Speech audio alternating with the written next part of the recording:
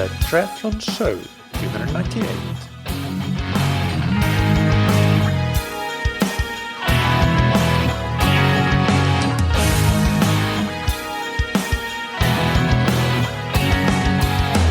Hey, what's up everybody, and welcome back to another episode of that Triathlon Show, the podcast presented by scientifictriathlon.com. I'm your host Michael, and on today's episode I interview Dr. José Ramón Lillo. Dr. Lillo is a PhD and a researcher at the University of Alicante, and in this interview we discuss his study where he has investigated whether the functional threshold power, or FTP, as measured by taking 95% of your average 20-minute power from a 20-minute all-out time trial, how that compares to actual maximum lactate steady state as measured in a lab, and also other physiological markers like the ventilatory thresholds measured in a gas exchange test. So that's all really interesting, and we'll get some practical recommendations regarding testing both in the field and in the lab from this episode. But before that, big thanks to our sponsors. First, we have Roka, that are the world-leading manufacturers of exceptional quality triathlon wetsuits, tri-suits, swim skins, goggles, performance sunglasses, as well as prescription eyeglasses and sunglasses. Roka was born as a project to create the world's fastest wetsuit, and today Roka has a large range of wetsuits, including the super fast Maverick X2 wetsuit with plenty of innovations, including the arm sub technology, which is patented, but also the core exoskeleton that helps with power transfer from the hip to the upper body to create the most efficient swim stroke possible. But Roka is not just about the flagship models and the high-end wetsuits, but they have something for everybody, including entry-level wetsuits that still have their remarkable arms-up technology that help you get maximum mobility in your wetsuit, especially when combined with a Roka tri-suit, where all of Roka's tri-suits also have this arms-up technology. If you're somebody that struggles with flotation, for example, and you tend to be a really heavy leg sinker, so to say, then the Max Buoyancy wetsuit from Roka could be the choice for you. It has even more buoyancy than the flagship Maverick X2 wetsuit, even though the price is very much in the mid-range of wetsuits, and it is in all other aspects as well a fantastic wetsuit that I use for most of my training, to be honest, and then I use the Maverick X2 mostly for racing. You can get 20% off your entire Roka order on roka.com/TTS. And thank you to Zen8 that you can find on zen8swimtrainer.com.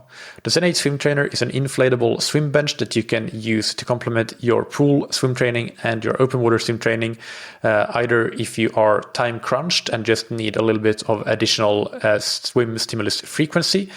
Also, if you have specific needs to develop, for example, technique, working on a high elbow catch or core stability, the Zen8 swim trainer is great for those. And also for working on pure power and stamina, you can get quite a lot of work done in a fairly short time on dry land, because the resistance is quite heavy when using stretch cords. But the difference with normal stretch cords, where you're just standing and maybe leaning forward, is that on the Zen8 swim trainer you will actually do it specifically in the face down position of actual freestyle or front crawl swimming. So it is much more specific as a movement than what you would be doing traditionally with just having the stretch cords hanging and you standing and pulling on them. Currently, Zen8 are running a summer sale, and this lasts until mid-August. So by the time this episode is out, it will probably only be maybe a week or so to go. So I really encourage you to check it out as soon as you possibly can after hearing this, because with the summer sale, you can get an additional discount on zen8swimtrainer.com/TTS, taking your total discount to more than 40% when you purchase the swim trainer. So there really has never been a better time to get the Zen8 swim trainer done than now. Now, without any further ado, let's get into the interview with José Ramón Lillo. Welcome to That Triathlon Show, José. How are you doing? Fine, thank you. How do you do? I'm doing good, thanks. Can you start by telling us where you're located and give us an introduction of yourself, what you're working with, what's your background in endurance sports, and so on? Yeah. So actually, I'm living in Spain, in the East Coast, Alicante, Uh, um, I don't know. I don't know how to introduce myself. I mean, I just consider myself as a sports fan, who enjoys practicing sports all my life. I'm doing something first, like most of us, by in team sports, and for a lot of years doing bike or riding or triathlons. I have a lot of experience and in all distances in triathlons and race. I mean, running or riding or cycling. But then I realized that I need to, to make something else, and I prepare myself. I enroll in coaching courses and in a PhD at the university, and my vision of the sport changed.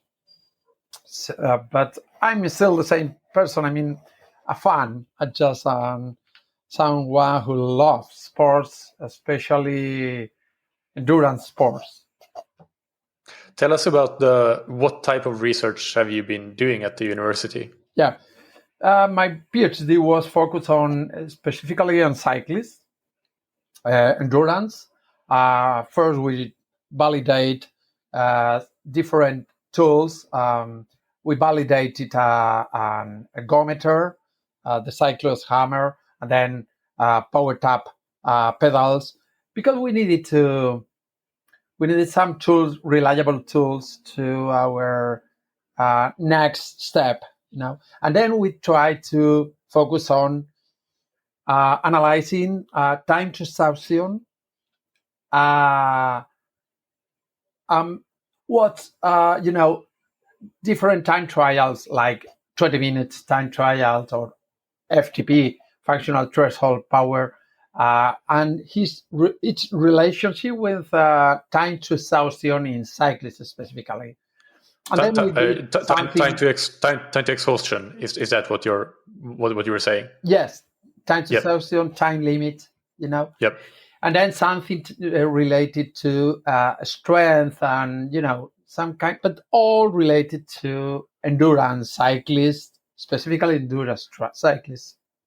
Yeah, one study that I found, which led me to contact you, is where you investigated FTP and conventionally used FTP testing protocol and how it compares to, for example, the Maxmimum Lactate Steady State. Yeah. And you did a lot of things in that study. So, but before we go into discussing exactly what you did and what you found, let's first discuss, for those listeners that may not be aware, talk about how is functional threshold power FTP conventionally tested as per Coggan and Allen, who were the inventors of the test. Yeah.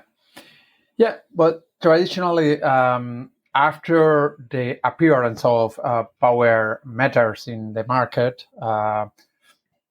probably just around the 2000, these authors proposed to make some test easy to perform, and they perform to make a test of 20 minutes in the field, specifically for cyclists, but since some years until now, even some runners have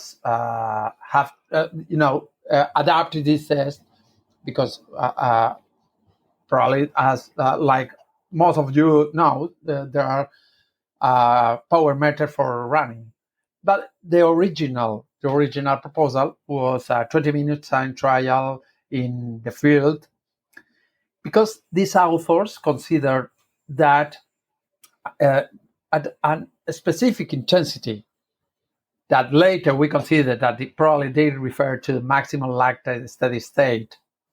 They consider that this intensity could allow cyclists to pedal for around 60 minutes until exhaustion. And then they decided that 60 minutes, a time trial of 60 minutes is very demanding, especially if you need to, do it regularly. So they decided to shorten this time trial to a 20-minute time trial with a specific coefficient to adapt. They proposed it, applying a 90% of the original and the average of the power output achieved in these 20 minutes. 95%. 95%, right. Sorry, 95%. Yep. They proposed a 95% in terms of power output and 98% in terms of heart rate. That's the original proposal. Yep. And one thing as well that we will discuss more is the warm-up protocol. They had a specific warm-up protocol. So can you briefly discuss that protocol as well? Yes. Yeah, these authors proposed quite demanding warming up, including about 30 minutes of easy riding, then three 1 minute very very demanding protocols. Again, 5 minutes easy, and then a 5-minute time trial, which is a really quite tough time trial just for warming up. And then after 45 minutes, cyclists were ready to start the main time trial, the 20 minutes. So we considered that it was quite demanding because some cyclists started the main test very, very tired. So we decided that perhaps could be interesting to check an easier warming up, Yeah. So to summarize for the listeners, you would, in that long warm up, you would have a 5-minute all out time trial even before you get started with the actual 20-minute time trial, and then taking 95% of your average power for the 20-minute time trial would be that functional threshold power, which would kind of estimate your maximum lactate steady state. And let's get on to that then. What is maximum lactate steady state, or I should say, how is it measured? We have talked about maximum lactate steady state a lot on this podcast, so we don't need to go into that too much. But how do you actually measure it? Yeah. So maximum lactate steady state is an intensity, the last intensity when metabolic situation of subjects, in this case cyclists, could be considered stable. We knew that it's not totally stable, but in terms of lactate production, the cyclic metabolites control this production, so they start and finish the trial, in this case, at a stable situation. The problem is that to determine this specific intensity, which is probably the most important in terms of long duration endurance, the problem is that we need several tests divided in tests of 30 minutes and interspecced by rest of at least 48 hours. So it's a very demanding test, 30 minutes test, and you need to rest 48 hours. And you need to between 2 and 3 tests at least to accurately determine this intensity. So that's why this author suggested that probably there was some easy time trial to estimate this intensity. Yep. Yep. So you would go into a lab several times and do a 30-minute effort where your lactate would be measured, and then once you find the correct the power where your at the time trial where your lactate is more or less stable, there is a specific definition for that. That's where you have your power at maximum lactate steady state, essentially. Yeah. In fact, each of these 30-minute tests, we control lactate during specifically at minute 10 and minute 30, and we check if there are more than 1 millimole per liter of difference. If subjects are in this range, we consider that they are stable. If cyclists, we get some, we test the lactate and we realize that the concentrations is higher, we decided, literature decide that they are in an unstable situation. So you have to adjust the load to control, this concentration. So it's quite difficult. It's quite difficult and it's quite demanding for cyclists. Yep.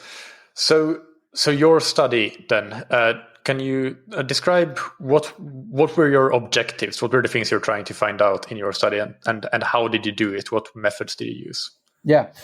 We knew that we consider maximum lactate steady state as a gold standard, but we knew how difficult testing this specific intensity was. So we wondered at the beginning if FTP really represent the intensity of MLSS, So we wonder, we try to confirm the reliability of the 20-minute time trial, despite the fact that we knew, because there at that time there was at least one research that confirmed that it is really reliable. I mean, you get if you do the 20-minute time trial in 2 different days, the result in the same situation, the results are very similar. So we knew that it was reliable, but we tried to confirm that this point. We didn't know, because nobody at that time had confirmed this point. We didn't know where the result of the 20-minute time trial, where was it located compared with the main physiological events of the aerobic way. I mean, ventilatory threshold 1, ventilatory threshold 2, maximal aerobic power, maximal lactate steady state. At that time, nobody has had confirmed these relationships. So this was our second aim.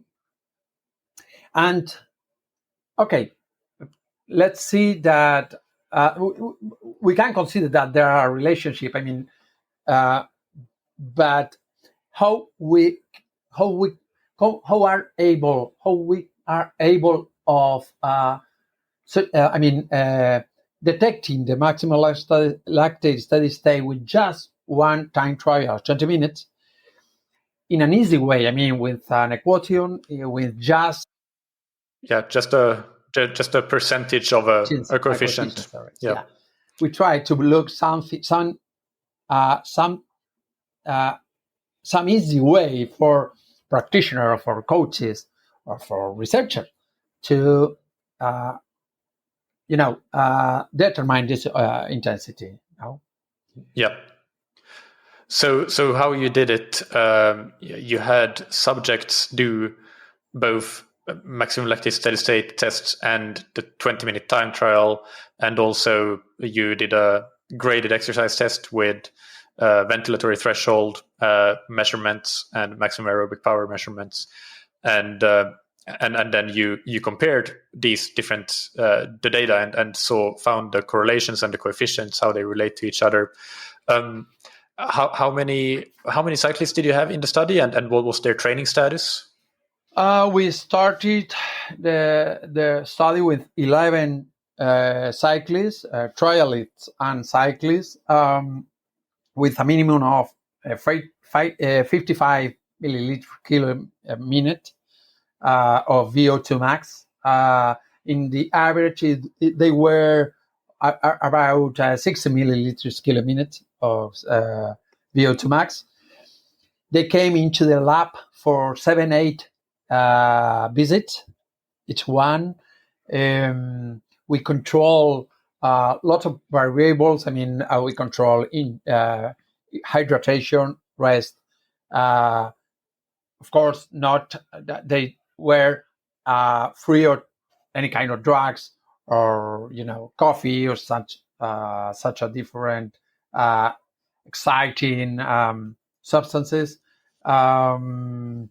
Temperature of the lab, wind by using a fan.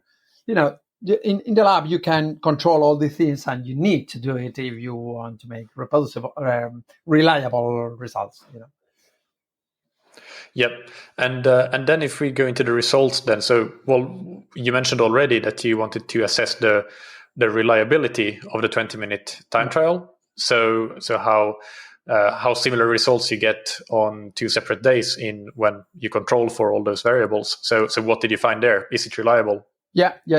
We as we thought, 20-minute time trial, it's a very reliable test. I mean, if you control the same variables, if you control cyclist recovery or ingestion or hydration, so you will get a very similar result, which is very important when you use a time trial to control the performance. I mean, the improve or the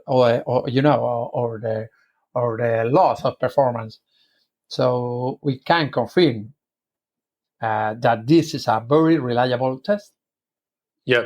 Just to clarify what you were saying there for the listeners is that if you have a test which is not reliable, you have a margin of error that is quite big, then you can't really measure improvement, because if there's a chance that your result will be, let's say, 7 or 8% lower or higher on any given day, then if you improve by 7 or 8%, you don't necessarily know that, because it could also be within the error margin of the test. So you need something which has low margins of error, so that you can actually monitor your improvements. I mean, the results could be just a matter of luck. You could consider that there are an improvement, but in fact there is no improvement at all. It's just luck, because exactly.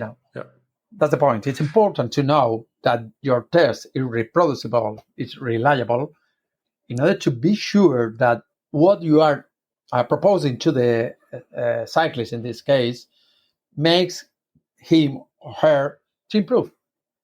Yeah. And then this one will be really interesting, I think, for a lot of listeners.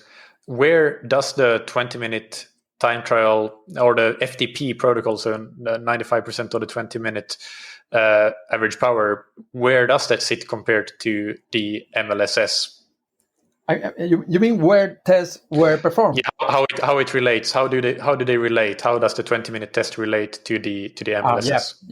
Actually, in terms of statistical, we must say that it's there are a high correlation. It means that if your MLSS improve, probably your 20-minute time trial power output improve. But the point is, how far are these specific results? I mean, are they comparables? I mean, you can use one or another. So it's the point. So in this case, despite the fact that the original author suggested a reduction of 5%. I mean, a coefficient of 0.95 to correct and to compare, we detected that in fact it was overestimating the real maximal lactate steady state.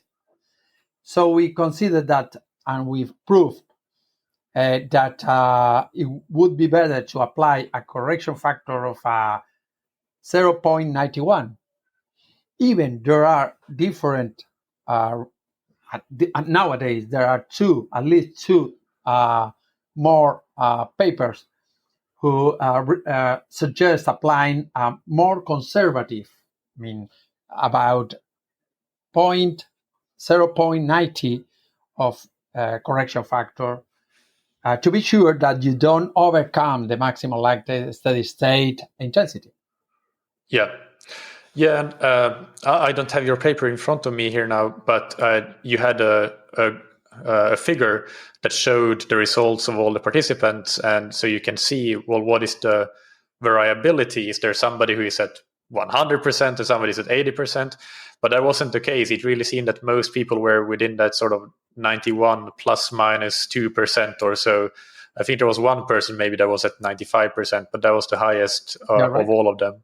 Yeah. So it really seemed quite consistent there, closely, quite tightly bound around that 91%. Yeah, you mean in statistical terms, you could say that with confidence interval of 90%. I mean, we are pretty sure that 90% of the subjects might be between 0.9 and 0.93, you know? Yep. So, but there are always some specific subjects who are out of these normal features.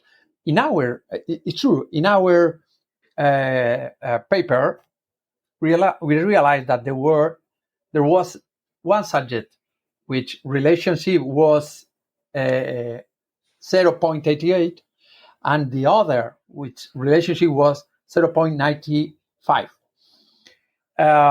This is very important because it's something that normally we miss. I mean, we forget. We know that everyone reacts in a different way. Every people has his own profile. But then when you read a paper, seems that it's everything easier than in fact it is. No, I mean, it's important to individualize, because every human being and every animal reacts in a different way and in front of an stimulus, Yeah, and from a training and coaching perspective, I would say that, okay, if you're the individual that is really, your MLSS is 95% or 20-minute power, but you choose to take, because you don't know your individual correlation because you haven't done an MLSS test, 91% or 92%, that's probably going to be fine for training anyway.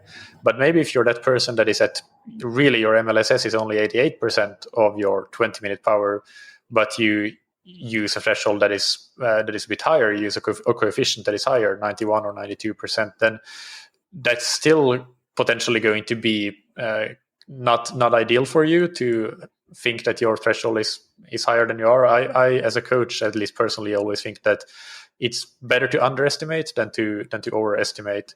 But I think the example there that you gave, it's just to illustrate that you can have these formulas, and even from studies like yours, from research, but you still need to remember that there's an individual behind everything, and you can go, there's more than you can do than just apply the latest and most validated formula. You really need to look into the individual at the end of the day. Yeah, I agree. I mean, I think it's better to underestimate than overestimate, especially in this intensity. I mean, because the main factor here is this limit concentration of lactate. So if you overestimate just for 8, 10 watts, it will produce that instead of pedaling for 30 minutes, or when you test the exhaustion at that specific intensity, we got different subjects who are achieved to pedal for nearly 90 minutes at this specific intensity, maximal lactate steady state. But just 8, 10 watts over here, they couldn't pedal for 30 minutes. Some of them had to stop. So if you have some doubt, I suggest to underestimate no matter 10, 15 watts, because the stimulus is quite similar, but you don't produce this acidosis, which could impair the real performance. I mean, you need to your cyclist perform your workout. So if you overestimate, probably you will have problem to, or she will have problem to finish the workout. So yes, I suggest be conservative and considering an 88 or a 90% of coefficient, specifically if you try to stimulate the maximum lactate steady state. Yeah. One thing that we should discuss here is the warm-up. So in the study, you had a shorter warm-up than the original protocol and less intense warm-up. You didn't have that 5-minute all-out time trial. So, of course, there was one reason that you had that, I think, is to just validate this easier test protocol, which is easier to do, less stressful on the body to do. But I guess the argument is that also that it's not exactly the same as the original protocol. So maybe it was right for the original protocol to be 95% because people were already very tired from the 5-minute all-out time trial. What do you think about that? Yeah, could be. There are people who need, in order to feel confident, needs longer warming up. It's true. In this case, of course, we needed to compare both warming ups. I mean, the warming up use it for determine the maximal lactate steady state, and the warming up use it to do the time trial, the 20-minute time trial. So if you want to compare, you have to, share the same warming up. Besides, we consider that probably a weak point in the original warm-up is that not everyone starts the 20-minute time trial in the same recovery level, depending on the how hard the warm-up has been. No, so probably in this way we are sure we are not worried about the VO2 max level or the experience of the cyclist, or the kind of muscle fibers the cyclist that we are testing could have.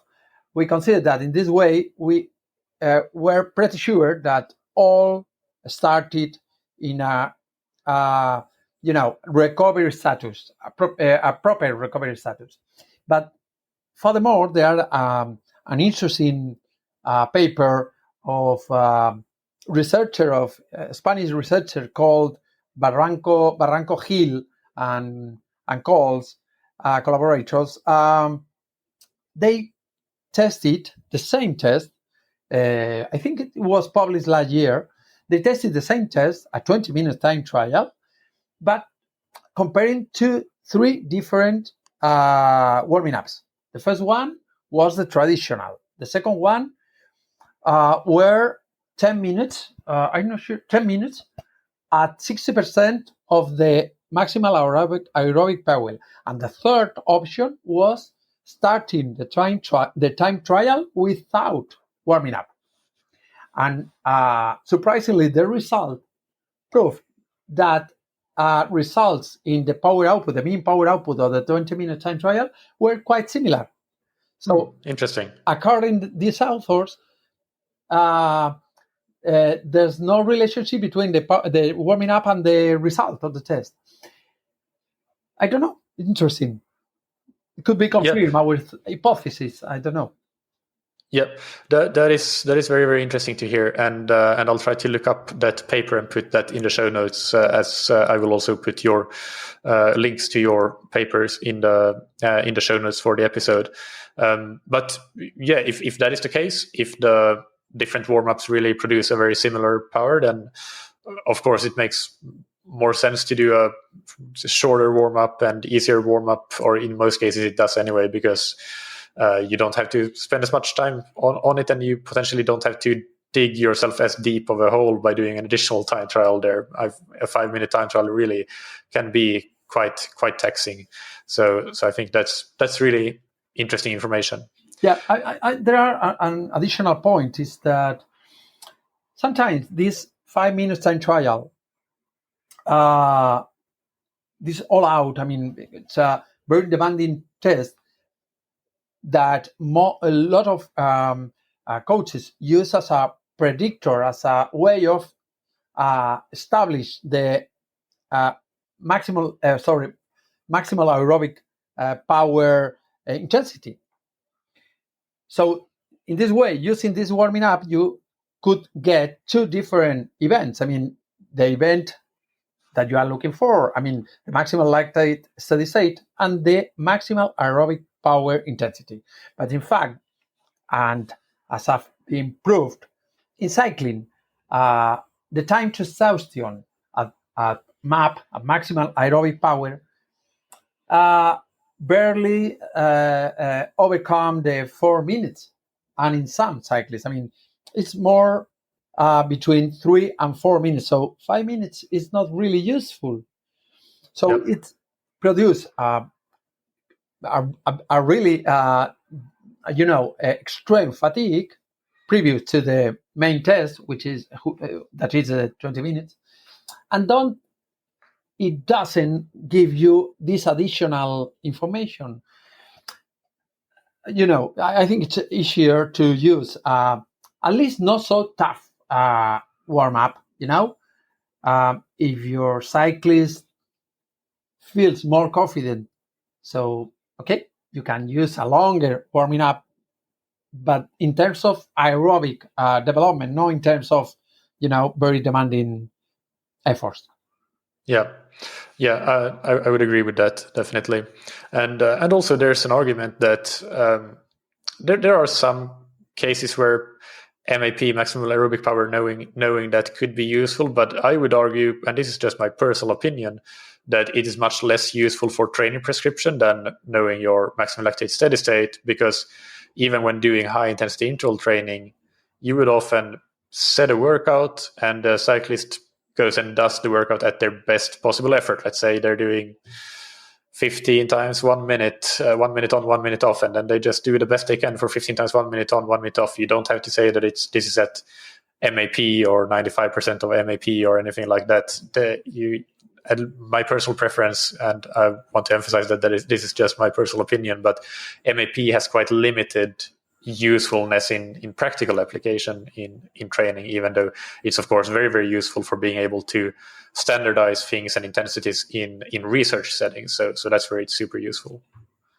Yeah, I agree with you. I mean, actually, these kind of intensities are so linked with recovery situation, recovery status. I mean, we can estimate the maximum lactate steady state today, right now, but if you go out here in Spain with 10 degrees over, the temperature where you when you estimated that maximum lactate steady state, the threshold, the intensity has changed, and it's well known. I mean, or if you go to a lab and you do a full test to know your thresholds, then if you are tired because yesterday trained very hard, or you are, you don't slept well, or or they're really cold today, or they're really warm. These thresholds have changed.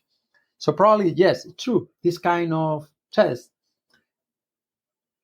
are really useful to test in a specific point how your performance improve or not, more than using like fixes, static points. Yep. Yeah, got it.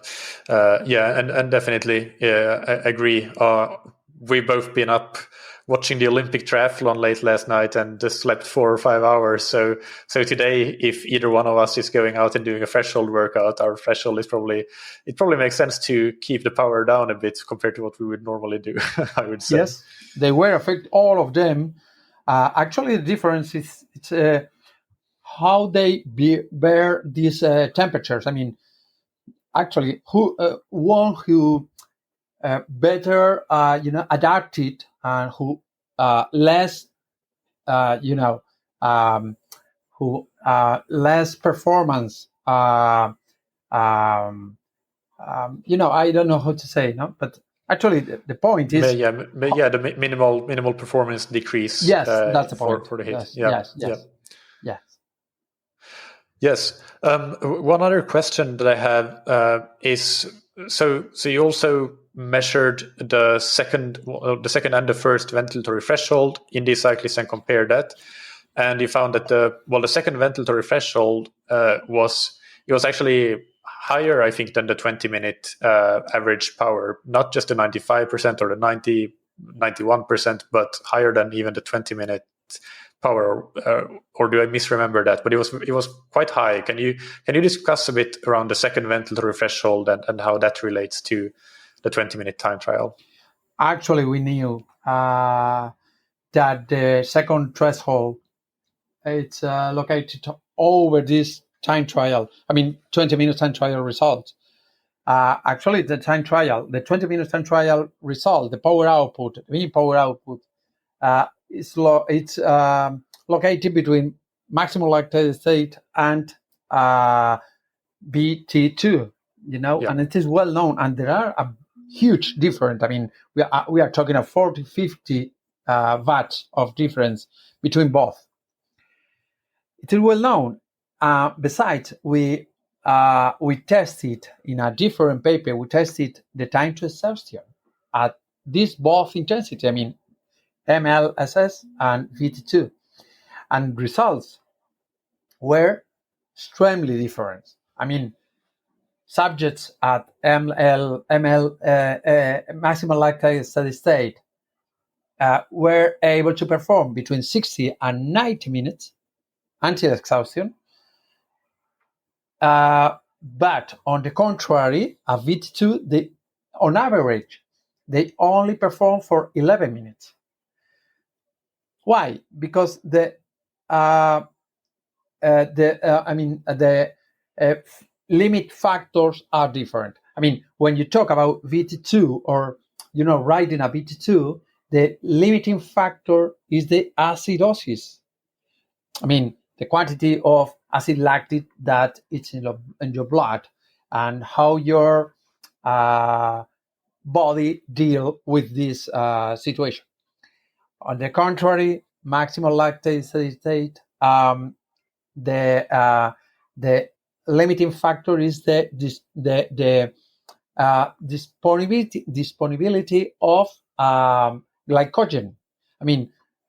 You have under control the lactic acid, so you will be pedaling while your body has glycogen in the muscles.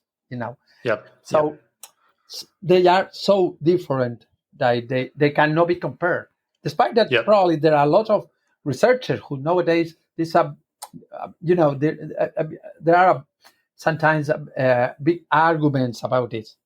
But for us, it's a very clear difference. Yeah, and I want to draw the attention to this because, and I might have probably said this myself in some podcast, but it's often used interchangeably. Like we say that, MLSS is roughly the same as VT2 and it's roughly the same as LT2. They're all roughly the same. They're not exactly the same, but they're roughly the same. But actually, VT2, as we saw, can be very, very much higher, and it's something that I get emails about every once in a while from somebody who has done a lab test, a graded exercise test, and they say that, well, this VT2, it doesn't seem to make sense. I can't ride that hard for very long, or it's way higher than my perceived threshold, and it is like that because, as you say, the limiting factors are different. You might, in a ventilatory perspective, you are fine, you're at or below or you're at your threshold, you're not above your threshold, but from a metabolic substrate use perspective, you are using so much anaerobic energy and producing so much acidosis that you're limited in that way. So I think that was interesting to see in your study and to see the comparison that actually VT2 can be at a really, really high power, but also it makes you think that, is there really much practical use for VT2? Again, in research, yes, maybe there is use to standardize things and so on, but in practice, in training, if you go to a lab and do a test and you get your VT2, would you use it for anything? Yes, I think all these events, all these intensities are important, but depending on the specialty. I mean, if you are a runner and you run the mile, probably there's no point to know exactly where the maximum lactate steady state is, because in your competition, you won't be near that intensity. You really need to know where your maximal aerobic power is. Yep. That is the intensity you are going to, you must focus. In the case of, for example, of mountain bikers, especially in rally, in the Olympic distance, where the races are very demanding, but they don't pedal for 60 minutes at the same intensity. I mean, they have different accelerations, different short efforts of 3, 4, 5, 6 minutes. So it's important to know where the VT2 is, even more important than the maximal lactate steady state. That's what I mean. I mean, it's important or not, depending on your specialty. Yeah, that makes sense. That makes sense to me.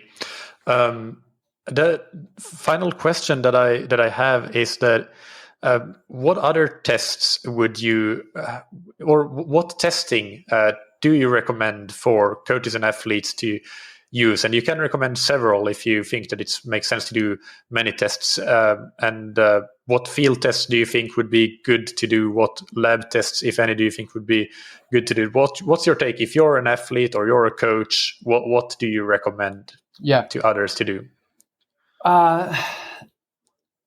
Look, I mean, it's quite usual nowadays in cycling, professional cycling, make some ventilation tests. I mean, with a gas, with a mask and so on, to know the specific characteristic of the cyclist. But then during the year, sometimes some cyclists perform some time trial, like the 20 minutes, because it's easy to do. You can do it in a workout, as a part of the workout, and you can control, how your working out is, or your program is going, Yep.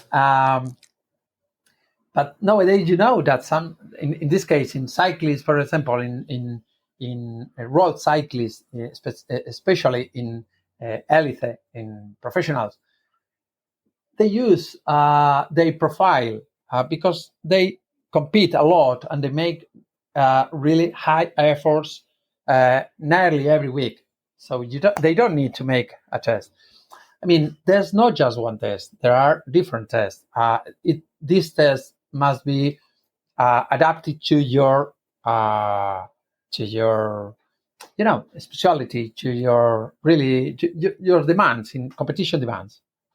So I don't suggest a test, just a test. I think it's a matter of decide what it's the one that better fits with the specific specialty, and being constant. Repeat the same test in order to be to be able to compare. Yeah, I agree. I think it's very individual, and it might also have to be do not just with the specific discipline or specialty, but also the type of athlete. If you think that the athlete, and this is speaking from a coach's perspective, but sometimes I might have a feeling that an athlete might be, let's say, we want to have some more metabolic data, and then a lactate test would be a good thing to do. And in other cases, it might be more interesting to figure out, well, how far from the limit is this athlete in terms of their current VO2 max versus what we are doing, and then a gas exchange test might be useful. And in other cases, we're really mostly interested in performance readiness for an event, and then some field test might be the best thing to do. So yeah, there are very different many different scenarios and contexts, and I think the most important thing is that when you do a test, you should know why you're doing it and what actionable information you're getting out of it. You should already have a hypothesis for how you can use the information from the test to better inform your training. Yeah, that's the point. For example, we had been talking about the triathlon developed yesterday evening. Yeah. Imagine in that situation, it could be very interesting to know how your cyclist or your triathlete perform in a specific temperature or humidity to control, the real performance. You could be the best cyclist of the world, but if you are not really adapted, or you make an effort that you are not able to support, to bear with, in the competition, then you probably could be, overcome your limits. So that's the point. You need to focus. You need to be clear what you want, what you need to know, what you want to test, and be consistent. Yep, and that's the Olympics yesterday is a great example. Just for the listeners, we're recording this when the men's race happened yesterday. The women's race hasn't happened yet as we're recording this, but Christian Blumenfeld took the gold medal. And I don't know, Jose, if you're aware, but I have interviewed the Norwegian coach, Arild Tveiten, a couple of times on the podcast. And the Norwegian triathletes, they test a lot, and they do a lot of very interesting specific testing. They have done a lot of testing in the heat and humidity, as you mentioned. They also do a lot of testing, for example, run testing after having done hard swimming and hard biking to simulate, well, what is your fatigue resistance like? So this specific Olympic gold medal from Christian Blumenfeld is a great example that testing can be useful when you do it right, when you know what you're doing and you apply the information correctly. You're right. Interesting. Yeah.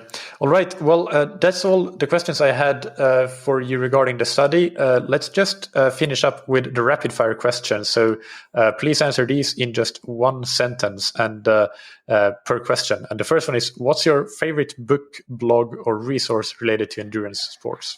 There's not just a book, but I would say two different, if possible. The first one is the Bible of physiology called Exercise Physiology of Sharon Plowman and Dennis Smith, which is obviously a really important publication. But I would like to recommend a second one, but I'm not sure that it's in English. It's called The Execution Speed as a Reference for the Programming Control and Evaluation of the Strength of an author called González Vadillo, a Spanish professor who introduced 20 years ago this control of strength by velocity, by speed. It's very interesting, easy to read, and I don't know. That sounds very interesting. We do have Spanish listeners and Spanish-speaking listeners, so I'll try to find that book and put it in the show notes as well. What's a personal habit that's helped you achieve success? I think the main point here is always the same: consistency. I mean, in every aspect of life, train, work. Build over your building. Be constant is the point. I mean, yep, absolutely. And finally, who's somebody that you look up to or that has inspired you? Of course, I have to say that Dr. Garcia Pallares, who was my thesis director, who is a really hard worker, incredibly hard worker. But I would also mention Ricardo Mora, who's a professor in the University of Castilla-La Mancha, who is what I really consider a researcher. I mean, a brilliant, simple, honest worker, hard worker. I mean, they are both really reference for all of us. Brilliant. And finally, if listeners want to follow your work, what is the best place to do that? Is it Twitter or ResearchGate or anywhere else that people can follow you? Yeah, they can see it, search in ResearchGate my paper, my publication, my thesis, I have I have a Twitter user, but I don't use it too much. So probably ResearchGate is the point. Yeah. Okay. Yeah. I'll put that link in the show notes as well. Thank you so much, Jose. It was great to chat to you. A pleasure to talk with you. Really an honor to talk with you in a really interesting podcast. I hope you enjoyed that interview with Dr. Lillo. I think that the conclusion of this episode is really simple and practical. For me, it is that a lot of athletes use functional threshold power or FTP as an anchor point for their training zones or their power targets. And in many cases, that is a decent way to go about things. But the problem is often that the 95% of 20-minute power really does overestimate your actual maximum lactate steady state significantly. You're not at a steady state usually at that 95% of 20-minute power. So it's biased towards higher intensities when you use that as your anchor point. So instead of doing that, using a more conservative correction factor around 90%, as we discussed, will result in much more accurate training targets that actually represent what you think that you are training. That if you are training your threshold, you really are still on that threshold where you are training in a more or less steady state, semi-steady state at least. I have personally, for many years, used 92 or maybe 93% rather than 95% in those cases where I have used classic FTP testing with athletes that I coach. And if you have been using the scientific triathlon training plans, you've seen that we're using those coefficients as well in the 92 to 93% range. But no doubt, going forward, I will take the information we have presented here today and start using 90% as a better estimate of MLSS. And just again, coming back to that principle, it's better to be a little bit conservative, even if you personally might be spot on with using 92 or 93%. 90% is not going to be a problem, but 95% could still be a problem. So I recommend, if you are a self-coached athlete, that you do that as well. That's a very warm recommendation from myself. Just keep in mind, you might have to change your perception of intensities and types of workouts a bit.